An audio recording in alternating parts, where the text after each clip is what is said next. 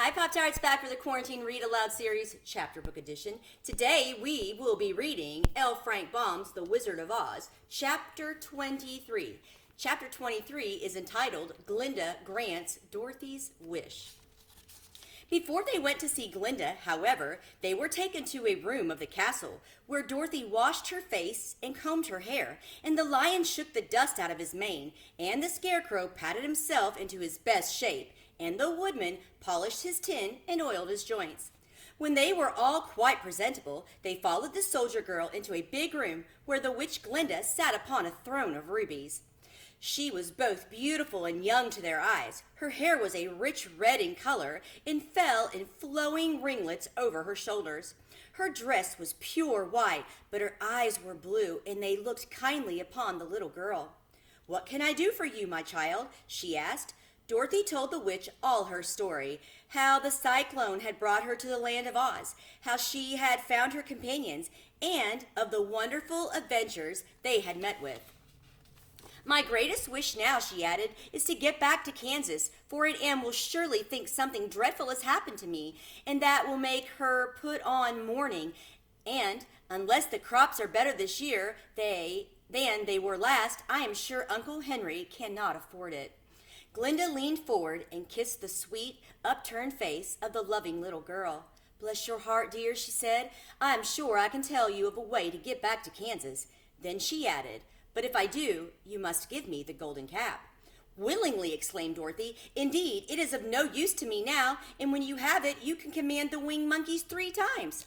"And I think I shall need their service just those 3 times, answered Glinda, smiling. Dorothy then gave her the golden cap, and the witch said to the scarecrow, "What will you do when Dorothy has left us?" "I will return to the Emerald City," he replied, "for Oz has made me its ruler, and the people like me. The only thing that worries me is how to cross the hill of the Hammerheads. By means of the golden cap, I shall command the winged monkeys to carry you to the gates of the Emerald City," said Glinda, "for it would be a shame to deprive the people of so wonderful a ruler."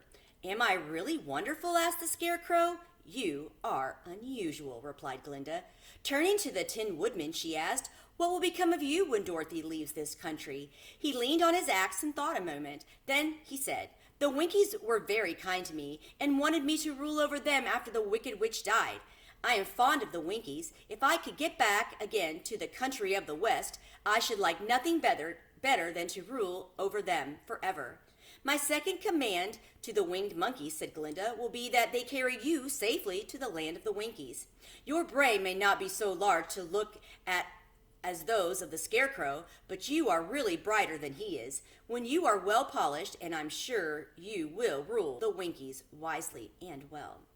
Then the witch looked at the big, shaggy lion and asked, "When Dorothy has returned to her home, what will become of you?" "Over the hill of the Hammerheads," he answered, "lies a grand old forest, and all the beasts that live there have made me their king. If I could only get back to this forest, I would pass my life very happily there."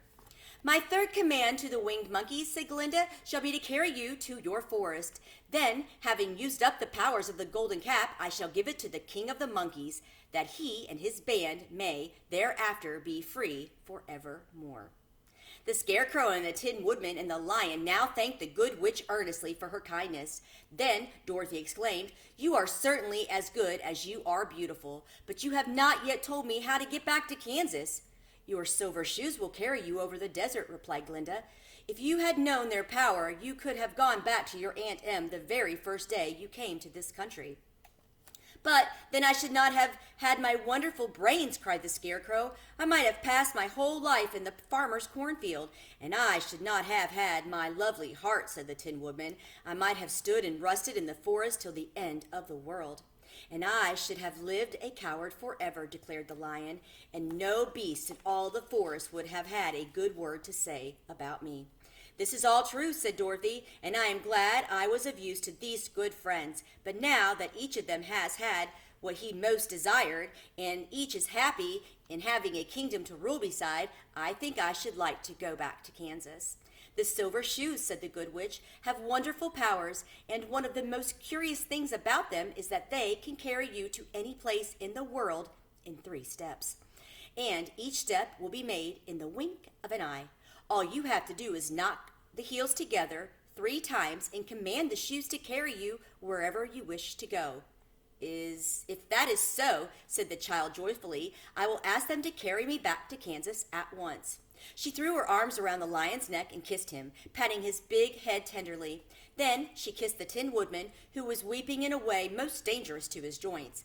But she hugged the soft, stuffed body of the Scarecrow in her arms instead of kissing his painted face, and found she was crying herself at this sorrowful parting from her loving comrades. Glinda the Good stepped down from her ruby throne to give the little girl a goodbye kiss, and Dorothy thanked her for all the kindness she has shown her and to her friends, especially herself. Dorothy now took Toto up solemnly in her arms, and having said one last goodbye, she clapped the heels of her shoes together 3 times. Take me home to Aunt Em.